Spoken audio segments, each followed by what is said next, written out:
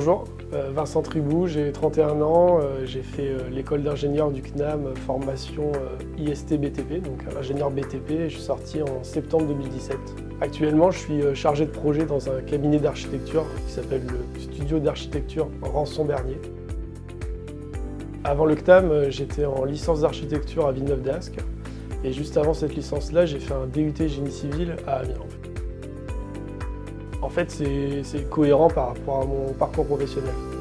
J'ai une personnalité un peu atypique, j'aime bien mêler technicité constructive et conception. J'ai toujours cette personnalité-là, donc en fait c'est dans la ligne continuité de ma licence d'architecture et de mon DUT génie civil en fait. Moi j'ai eu la chance quand j'étais en DUT génie civil de côtoyer des camarades de promo qui sont restés des très bons amis. Et quand je suis parti en licence d'architecture, ils sont allés faire l'école d'ingénieur du CNAM. Donc j'avais des très bons retours globalement de mes amis, donc c'est aussi pour ça que ça m'a conforté dans le choix de poursuivre mon aventure là-bas. 3 ans d'alternance en école d'ingénieur, c'est assez rare.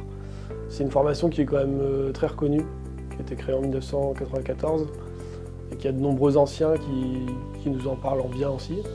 Ce qui est intéressant faire une alternance au CNAM, c'est que ça nous permet de côtoyer l'ensemble des acteurs du bâtiment. Ce sont des promos de 30 élèves, donc même plutôt 30 auditeurs, j'appelle plutôt ça parce qu'on est quand même des professionnels. Ce qui est intéressant pour nous aussi, c'est que ça permet aussi d'avoir une autre image des acteurs du BTP. Parce qu'on se voit le rythme de travail, c'est 2 mois et demi en entreprise, 1 mois en cours, donc c'est quand même assez exigeant. Mais lorsqu'on finit ce mois en cours, en général, on a passé les examens qui correspondent à notre mois.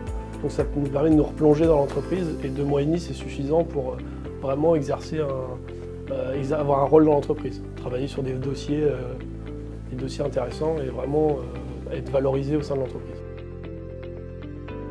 J'ai commencé en tant que collaborateur d'architecte et au fur et à mesure j'ai amené ma personnalité qui fait que j'aime faire le lien, faire la synthèse entre l'aspect technique et la conception architecturale. Donc que ce soit au sein du cabinet ou avec les clients ou les bureaux d'études avec lesquels on travaille à l'extérieur de l'entreprise. Et au fur et à mesure, là, depuis 2017, je suis en CDI.